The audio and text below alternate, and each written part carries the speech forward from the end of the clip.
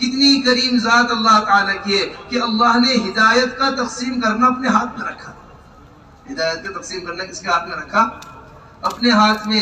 اگر ہدایت کا تقسیم کرنا اللہ کسی کے حوالے کر دیتے تو وہ یقیناً اس حبشی غلام بلال کو تو بھول ہی جاتا. سوچو تو صحیح. قریش کے سردار بڑے بڑے موجود ہیں، قریش کے بڑے بڑے ذمہ دار موجود ہیں، اور تو اور ابو طالب ایک چچا جنہوں نے پوری زندگی حضور اکرم صلی اللہ علیہ وسلم کا ساتھ دیا، اللہ نے ہدایت سے محروم کر دیا. ایک چچا کا قاتل اللہ تبارک و تعالی آسمان سے قرآن پہ قرآن نازل کر رہے، آیتوں پر آیتیں نازل کر رہے. 3 دفعہ جبرائیل آئے ہیں وحشی کے پاس.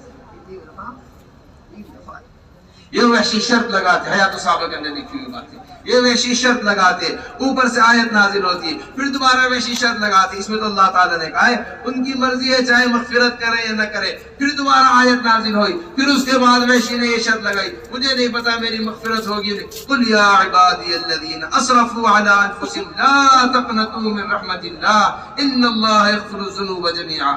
یہ آیت اس کے علاوہ اور کوئی آیت یہ آیت نازل ہوئی. یہاں تک کہ وحشی نے بات کو کیا کر لیا؟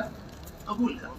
اس واسطے میرے محترم دوستو اس وقت ہم بہت تیزی سے اجتماعات کی طرف چلے جا رہے ہیں. اس وقت ہم بہت تیزی سے مجمع کو جمع کرنے کو کامیابی سمجھ رہے ہیں. اس وقت ہم سمجھ رہے ہیں بڑے جلسے کا ہو جانا کامیابی نہیں. اصل کامیابی ایک ایک جلسے والے کے دل کے اندر اس حضور اکرم صلی اللہ علیہ وسلم کے غم کا پیدا ہونا، اس امت کی فکر کا پیدا ہونا جو حضور اکرم صلی اللہ علیہ وسلم کے اندر غم تھا، جو حضور اکرم صلی اللہ علیہ وسلم کے اندر فکر تھی، جو طریقہ دعوت حضور اکرم صلی اللہ علیہ وسلم کا تھا اس طریقہ دعوت کا پیدا ہونا. یہ اصل ہمارے جلسے کی کامیابی ہے. یہ ہمارے اصل جلسے کی کیا ہے؟ کامیابی. حضور اکرم صلی اللہ علیہ وسلم ایسا اپنے آپ کو دعوت میں تھکاتے، ایسا دعوت میں تھکاتے کہ اللہ جل جلالہ عمل والوں کو ترس آ جاتا. حضور اکرم صلی اللہ علیہ وسلم ایسا دعوت میں اپنے آپ کو تھکاتے، ایسا تھکاتے کہ صحابہ رضی اللہ مجمعین کو ترس آ جاتا. حضور اکرم صلی اللہ علیہ وسلم ایسا اپنے آپ کو دعوت میں تھکاتے، ایسا تھکاتے کہ دشمنوں کو بھی حضور اکرم صلی اللہ علیہ وسلم کے اوپر ترس آ جائے گا. ایسی کبھی ہم نے کی محنت؟ ایسے ہم نے کیا کی کبھی؟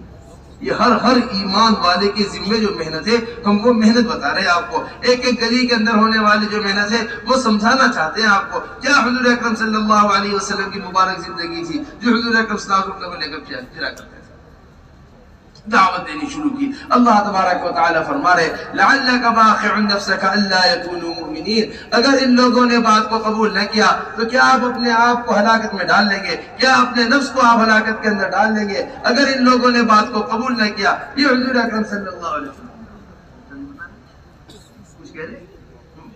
یہ حضور اکرم صلی اللہ علیہ وسلم کی دعوت ہے کہ صبح سے لے کے شام تک ایسی محنت کرتے اللہ تبارک و تعالیٰ کو ترس آ جاتا. صبح سے لے کے شام تک ایسی دعوت دے، ایسی عبادت کرتے کہ اللہ جل جلالہ عمل والوں کو ترس آ جاتا. طٰہٰ ما انزلنا علیک القرآن لتشقیٰ. ہم نے قرآن اس واسطے نازل نہیں کیا تھا آپ کے اوپر کہ آپ کو مشقت کے اندر ڈال دے. ایسا ترس اللہ تبارک و تعالیٰ کو.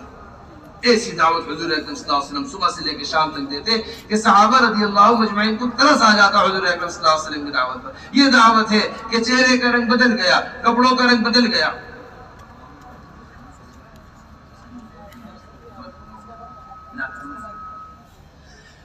صبح سے لے کے شام تک چہرے کا رنگ بدل گیا، صبح سے لے کے شام تک کپڑوں کا رنگ بدل گیا، صبح سے لے کے شام تک حضور اکرم صلی اللہ علیہ وسلم تھک جاتے. بیٹی دیکھ کر رونے لگتے حضور اکرم صلی اللہ علیہ وسلم. بیٹی دیکھ کر کیا ہو رہی؟ اے بیٹی رو مت، کوئی کچا گھر ایسا باقی نہیں رہے گا، کوئی پکا گھر ایسا باقی نہیں رہے گا جہاں تیرے باپ کا دین داخل نہ ہو جائے. عزت والے عزت کے ساتھ دین کو قبول کریں گے، جن کے اندر عزت نہیں ہوگی اللہ ذلیل و رسوا کر کے بات قبول کروائے گا. اللہ کیا کریں گے؟ یہ بات داعی کبھی بھی اپنی ہمت نہیں ہارتا. اس بات کو ہمیشہ ہماری یاد رکھیے گا. حضور اکرم صلی اللہ علیہ وسلم دعوت دیتے دیتے تھک جایا کرتے تھے، ایسے تھک جایا کرتے تھے ساتھیوں کو ترس آنے لگا کرتا تھا. حکم بن کیسان رضی اللہ تعالیٰ عنہ کو سب سے پہلے جماعت نے دعوت دی، انہوں نے بات قبول کرنے سے انکار کر دیا. پھر حضرت مقداد رضی اللہ تعالیٰ نے ان کو امن دیا، امن دے کر اپنے پاس لے کر آئے، اپنے پاس لا کر حضور اکرم صلی اللہ علیہ وسلم کی خدمت میں پیش کیا. دعوت دیتے رہے تھک گئے حضور اکرم صلی اللہ علیہ وسلم. سمجھ رہے ہماری بات کو؟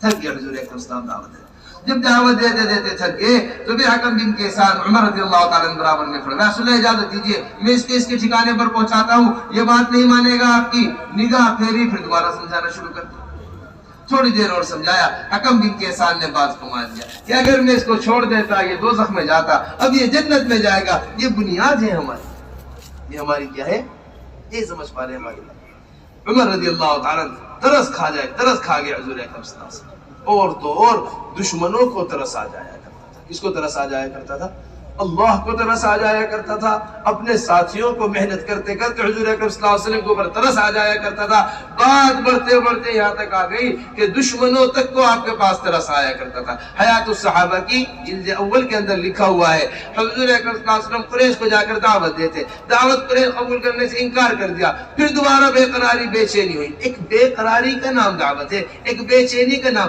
کسی انتظام کا نام دعوت نہیں ہے، یہ سمجھ لو آپ ہمارا پورا مجموعہ بات۔ صبح سے لے کے شام تک کا ایک نظم بنا ہوا ہے، اتنے بجے ہم گشت کر لیتے ہیں، 3-4 گلیوں میں ہم چکر لگا لیتے ہیں، فلاں سے ہم ملاقات کر لیتے ہیں، سال پورا ہوتا ہے ہم اجتماع کر لیتے ہیں، مہینہ پورا ہوتا ہے ہم سے روزہ لگا دیتے ہیں۔ حضرت فرمایا کرتے تھے غلبہ حال کے بغیر کوئی چیز وجود میں نہیں آتی، دعوت کا حال غالب ہمارے اوپر ہونا چاہیے، تمام تر حالات کے مقابلے میں جو حضور اکرم صلی اللہ علیہ وسلم کے اوپر حال دعوت کا غالب تھا، جو حضور اکرم صلی اللہ علیہ وسلم کے اوپر دین کا حال غالب تھا، متواصل الاحزان، دائم الفکرہ، ہمیشہ غمزدہ رہنے والے حضور اکرم صلی اللہ علیہ وسلم، ہمیشہ فکر مند رہنے والے حضور اکرم صلی اللہ علیہ وسلم، کھانے کو چھوڑ دینے والے حضور اکرم صلی اللہ علیہ وسلم، آرام کو چھوڑ دینے والے حضور اکرم صلی اللہ علیہ وسلم، جوتے بھر گئے خون سے، نعلین مبارک خون سے بھر گئے تھے۔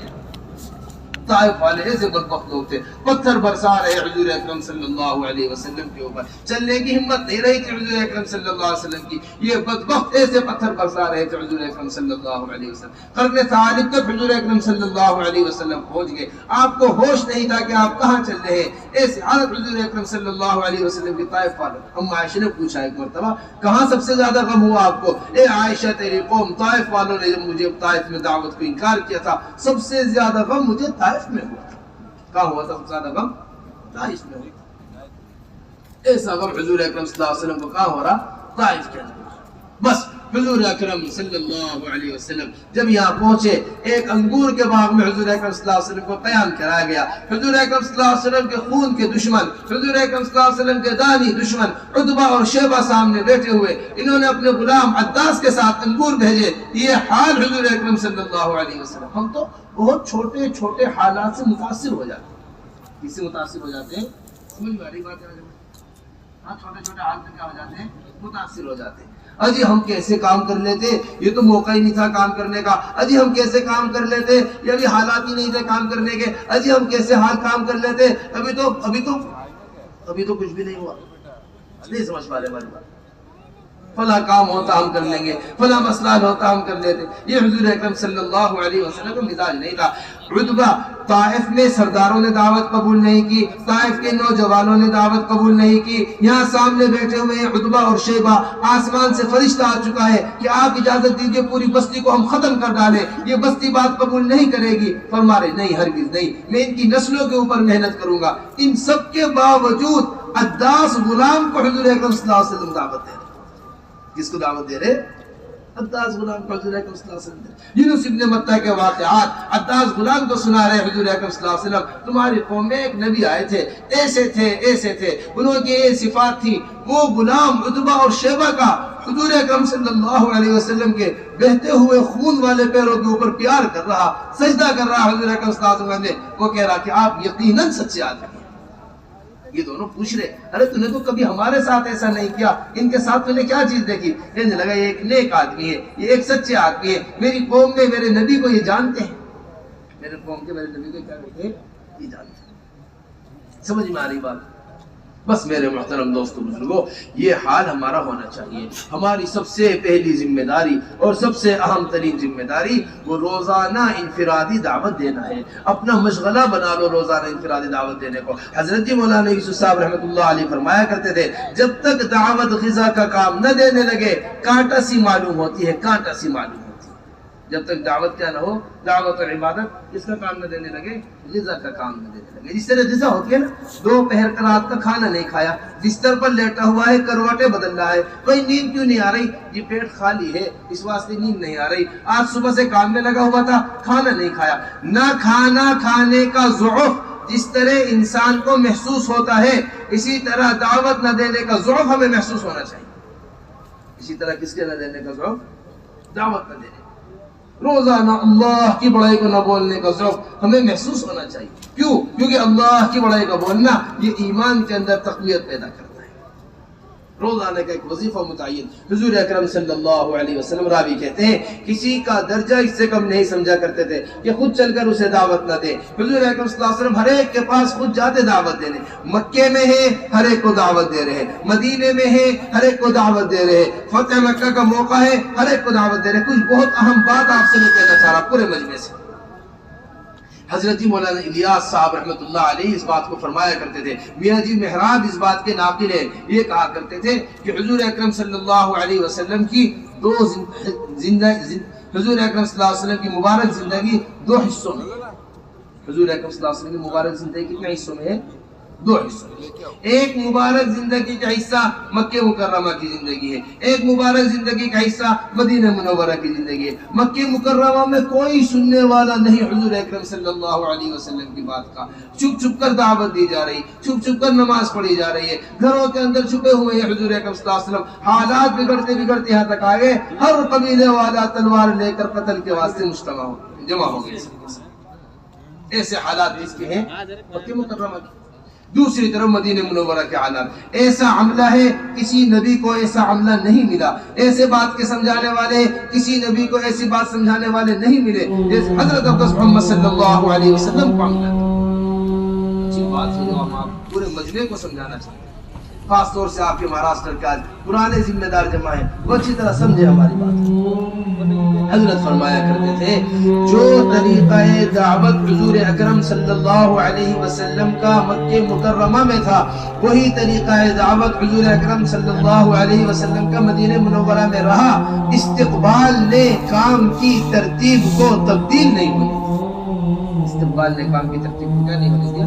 یہ حضرت مولانا الیاس صاحب رحمۃ اللہ علیہ وہاں بات کو رد کرنے والے، یہاں بات کو قبول کرنے والے، وہاں ایک ایک کے پاس جا رہے حضور اکرم صلی اللہ علیہ وسلم. وہ کہہ رہے اے محمد کیا تم ابھی تک مایوس نہیں ہوئے؟ یہاں مکہ مدینہ منورہ میں یہی حال ہے. مسجد بھری ہوئی حضور اکرم صلی اللہ علیہ وسلم سے. نئے آدمی واصلہ ابن اسقا مسجد میں آئے، ساری مسجد کو پار کر کر واصلہ ابن اسقا کے پاس گئے. اے واصلہ ہماری بات مان لو، تمہارا کیسے آنا ہوا؟ جی میں ہجرت کر کر آیا ہوں، تمہارا آنا بہت مبارک. عدی بن حاتم آئے، خود چل کر حضور اکرم صلی اللہ علیہ وسلم کو دعوت دے رہے. اکرمہ ابن ابی جہل آئے، خود چل کر حضور اکرم صلی اللہ علیہ وسلم کو دعوت دے رہے. حکم بن کیسان آئے، خود حضور اکرم صلی اللہ علیہ وسلم ان کو دعوت دے رہے. کون سا موقع ایسا ہے جہاں حضور اکرم صلی اللہ علیہ وسلم دعوت کے واسطے خود آگے نہ بڑھے؟ نہیں سمجھ رہے ہماری بات. ایسا ہمارا ہر ایمان والے کا معمول ہونا چاہیے. اس ذمہ داری کو اپنی ذمہ داری سمجھنی پڑے گی کہ میرے اوپر ذمہ داری ہے چل پھر کر امر بالمعروف کرنا، چل پھر کر نہی عن المنکر کرنا، جو حضور اکرم صلی اللہ علیہ وسلم کی بات تھی. ورنہ گھر کے اندر داخل ہوئے، چہرے کا رنگ بدلا ہوا حضور اکرم صلی اللہ علیہ وسلم کا. اما عائشہ سمجھ گئی کوئی بڑی بات پیش آئی ہے حضور اکرم صلی اللہ علیہ وسلم کو. پوچھا رسول اللہ کیا بات ہے؟ فوراً دیوار سے جا کر چمٹ گئی اما عائشہ کہ اللہ کے رسول باہر نکلے، کیا ہوا ہے، کیا بات آئی؟ سیدھے منبر پر تشریف لے گئے. منبر پر جا کر فرمایا امر بالمعروف کرتے رہو، نہی عن المنکر کرتے رہو. اگر تم نے امر بالمعروف اور نہی عن المنکر کرنا چھوڑ دیا، کیا مطلب ہوا؟ اچھائی کا حکم کرنا، برائی سے روکنا اگر تم نے چھوڑ دیا تو اللہ جل جلالہ عم نوالہ تمہارے اوپر ظالم بادشاہوں کو مسلط کر دیں گے. تم بد دعائیں کرو گے، تمہاری بد دعائیں بھی قبول نہیں ہوں. کیا کرو گے؟ بد دعائیں کرو اور تمہاری بد دعائیں بھی کیا نہیں ہوگی؟ قبول نہیں. سمجھو ہماری بات. جتنا حالات آئے ہوئے ہیں، جتنے حالات کی خرابی ہے، وجہ کیا ہے؟ ہر موقع پر دعوت کو ہم نے چھوڑا. ہر موقع پر ہم نے دعوت کو چھوڑا.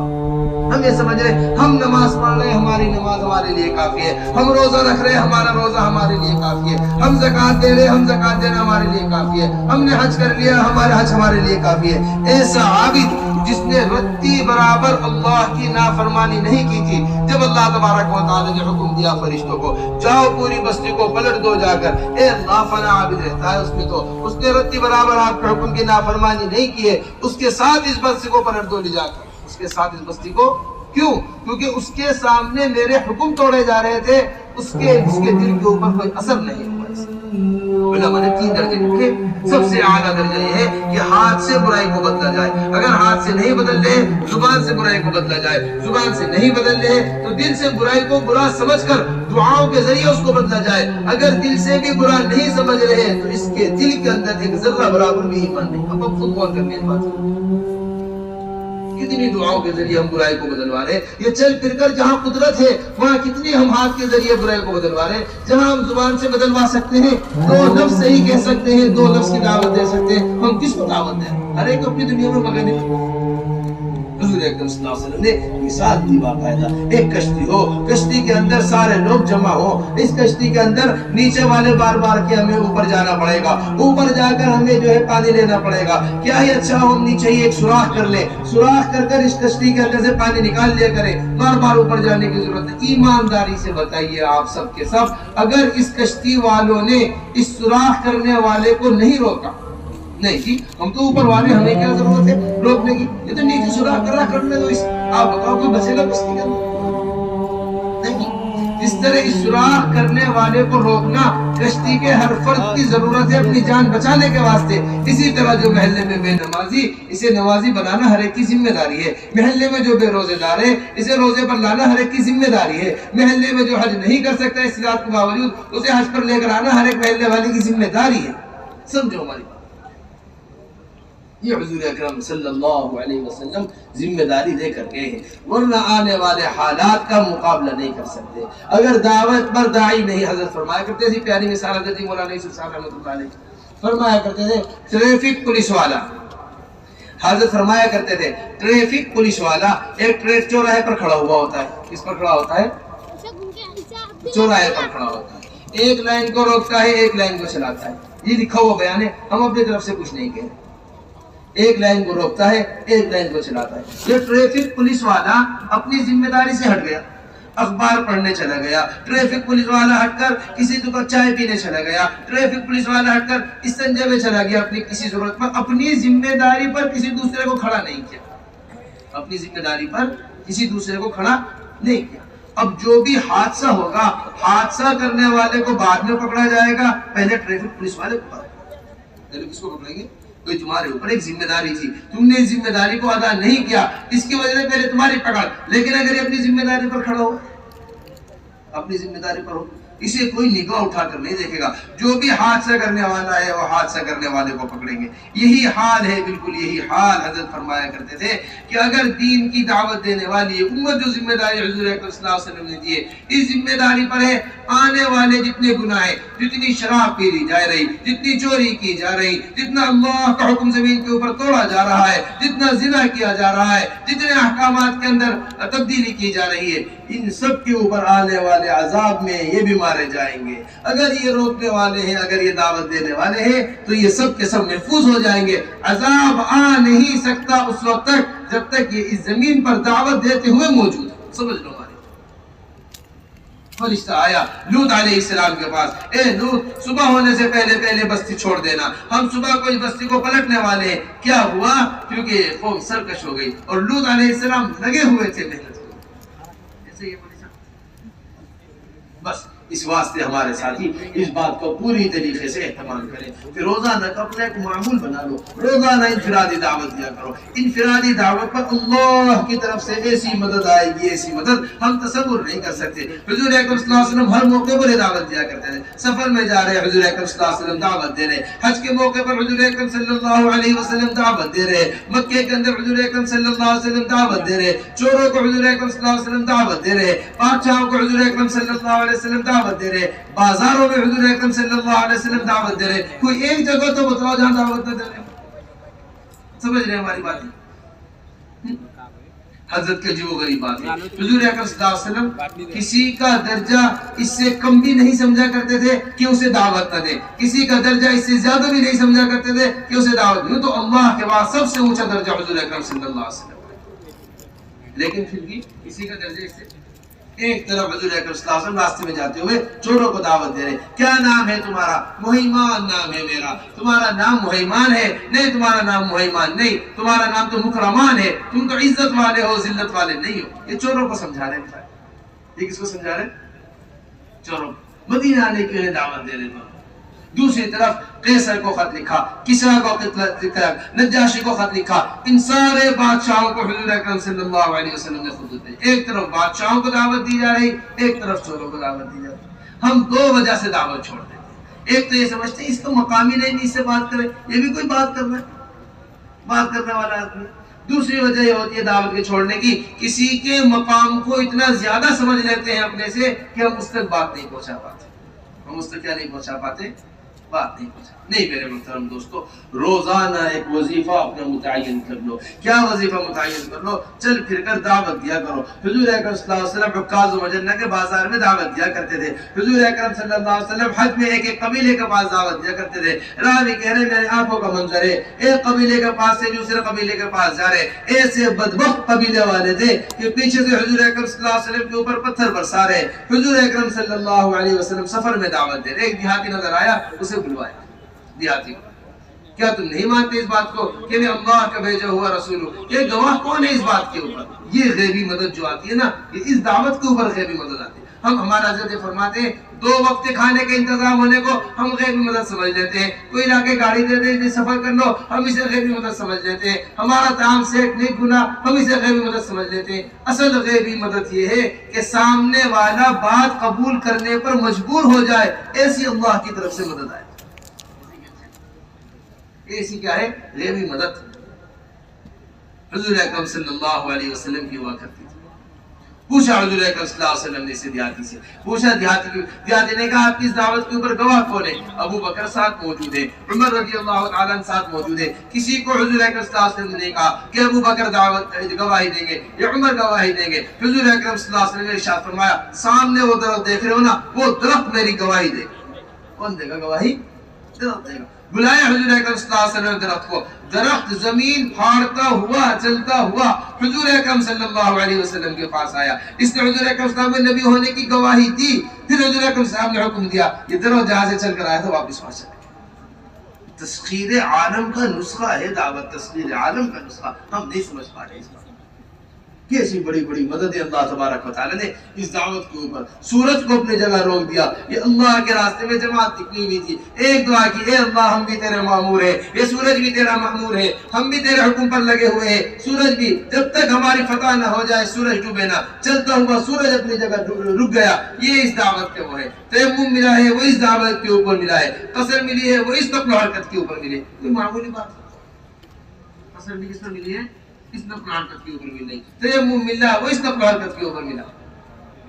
میرے محترم دوستو بزرگو, اس بات کا پوری طریقے سے عزم کر لو کہ ہمیں روزانہ اپنا وظیفہ متعین کرنا ہے اللہ کی بڑائی کے بولنے کا. اسے دعوت, ہمیں دعوت تو سمجھا دیا آپ کو, اب دعوت سمجھو کرنا کیا ہے. اس بات روزانہ چل پھر کر اللہ کی بڑائی کو روزانہ بولا کرو. یہ حضرات صحابہ رضی اللہ مجمعین کا معمول تھا کہ حضرات صحابہ رضی اللہ مجمعین ایک اللہ کی بڑائی کو اتنا بولا کرتے تھے کہ جتنا بھی اللہ کا غیر تھا وہ دلوں سے نکل گیا تھا. اس دعوت کے ذریعے چاہا جاتا ہے کہ ہمارے یقین ایسے تبدیل ہو جائے جیسے حضرات صحابہ رضی اللہ مجمعین کے یقین تبدیل ہوا کرتے تھے. اس دعوت کے ذریعے یہ چاہا جاتا ہے ہمارے دل سے ایسا اللہ نکلے جیسا حضرات صحابہ رضی اللہ مجمعین کے دل سے اللہ نکلے. ایک دفعہ اللہ کہا کرتے تھے, علاقوں کے علاقے ہل جایا کرتے تھے, محل کے محل ہل جایا کرتے تھے, کنگن ٹوٹ کر گرنے لگا کرتے تھے, بادشاہوں کے قلوب ہل جایا کرتے تھے. بادشاہوں کے کیا ہل جایا کرتے تھے؟ قلوب ہل جایا. بس ساری بات یہ ہو گئی کہ ہم نے ماحول کے اوپر اس اللہ کی بڑائی پر کیا. ورنہ حضرات صحابہ رضی اللہ عنہم نے کوئی جگہ نہیں چھوڑی تھی, کوئی جگہ نہیں چھوڑی تھی جہاں اللہ کی بڑائی کو نہ بیان کیا, جہاں کس کو بیان نہ کیا ہو, جہاں اللہ کی بڑائی کو بیان نہ کیا. بس میرے محترم ہمارا حضرت یہ فرماتے ہیں جس طرح اللہ جل جلالہ عم نوالہ اپنے صفات میں تنہا ہے، اسی طرح اللہ جل جلالہ عم نوالہ اپنی ذات میں تنہا ہے، اسی طرح اللہ تبارک و تعالی اپنی صفات میں بھی تنہا ہے۔ اللہ تبارک و تعالی کا صفات میں تنہا ہونے کو بھی ہمیں بولنا ہے روزانہ، لا الہ الا اللہ محمد رسول اللہ۔